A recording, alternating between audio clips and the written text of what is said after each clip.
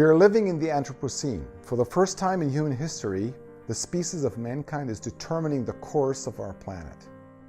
To be more precise, it is the lifestyle and wealth model of a minority of about 1/3 of the human species that is responsible for this new era.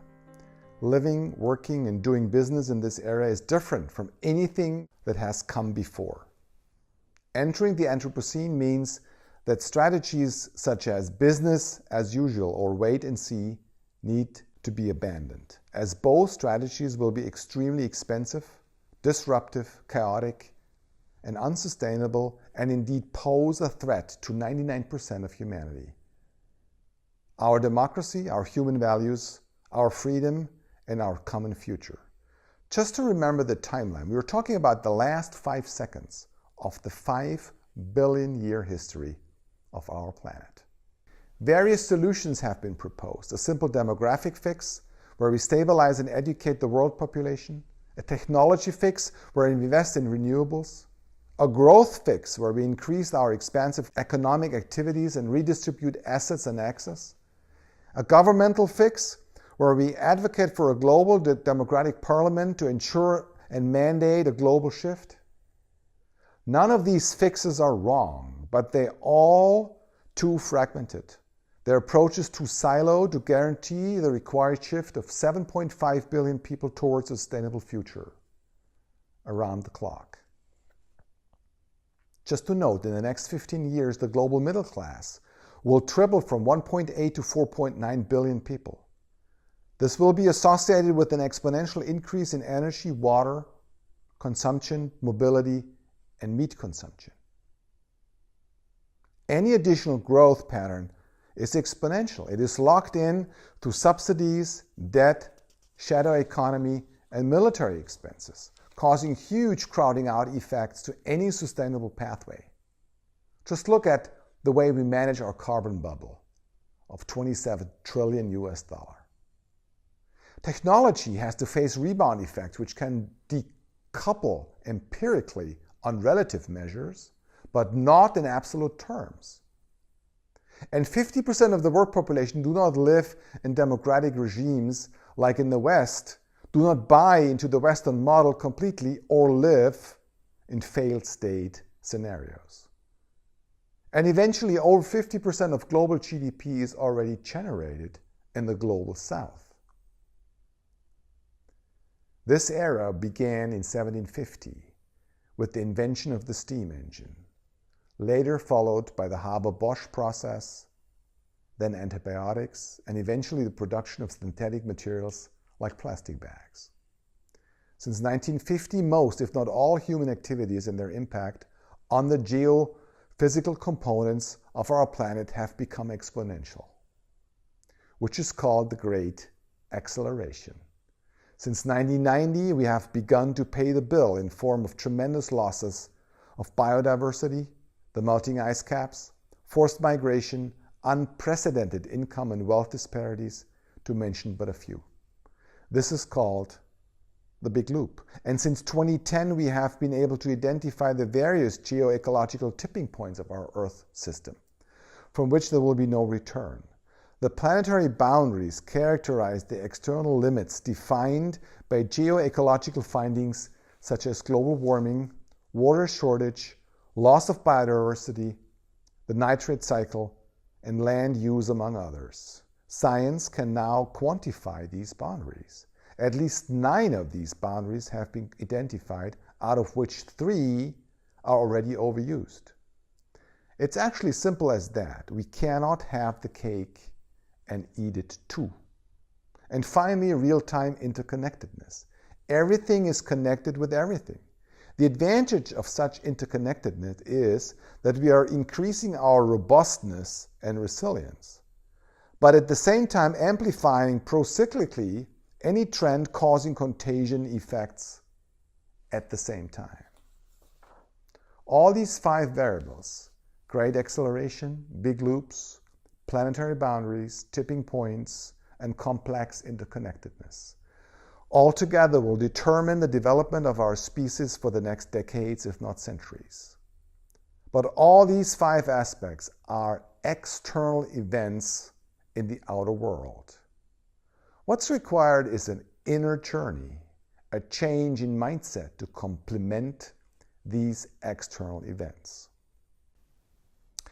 If we look at the development from a systemic perspective, different forms of bifurcations and different forms of evolutionary steps can be seen. In first-tier evolution, trial and error, mutation and selection are predominant. Polarized thinking of left and right in the political spectrum and scientific findings within the given paradigm predominate. However, anytime we reach a bifurcation, evolutionary steps become different. Here, second-tier evolution, any progression or regression becomes nonlinear and chaotic. A critical mass can shift the entire system in one direction or the other. And everything is possible here. Our current institutions, our economic activities, our technology in use are made for a first-tier evolution.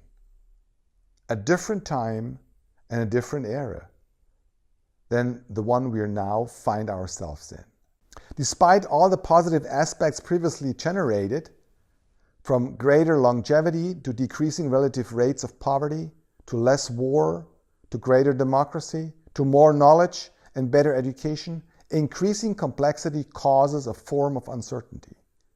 At these bifurcations, the complexity and self-efficacy to control the dynamic compete with one another.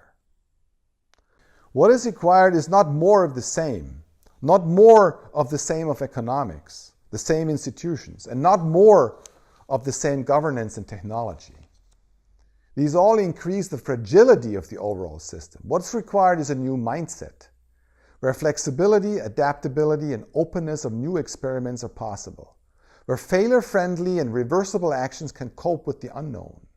In some ways, the increase in complexity and uncertainty is like a crack in the wall that can help us uncover something new. Complex uncertainty is a form of power ready to serve us if we are prepared to embrace it. And then the impossible becomes possible. But embracing complexity requires an internal change in our mindset for each of us. In an era where the human being is the protagonist, we cannot make reasonable decisions if we don't know who we are and how our brain functions. Evolution occurs in discrete steps, levels, and bifurcations. There is abundant empirical evidence that our mind evolves in such discrete but distinguishable steps and levels. Reasoning itself is the result of an evolutionary process that doesn't end with the ego state and is constantly influenced by mental framing, anchoring, and priming effects. Each level correlates with the specific governance, technology, and consciousness. And remember, the later state differentiates, honors, transcends, and integrates the sooner state. Nothing is left behind, but everything is included. The later state is always more whole, integral, and inclusive than the previous one. Just to note, this development can fail. And this time is different. Living in the Anthropocene means that since 5 decades, we have been living in a full, small, fast, and unbalanced world. It is a world where we must make decisions within planetary boundaries under complex uncertainties, where we are fully interconnected, exposed to unforeseen, exponential, and non-linear events causing unexpected feedback loops. And in such a world, rational thinking, concluding, making decisions, and even feeling becomes different. Mankind is undergoing an evolutionary transformation. This underlying shift in our mindset will determine our ways of living and interacting with one another.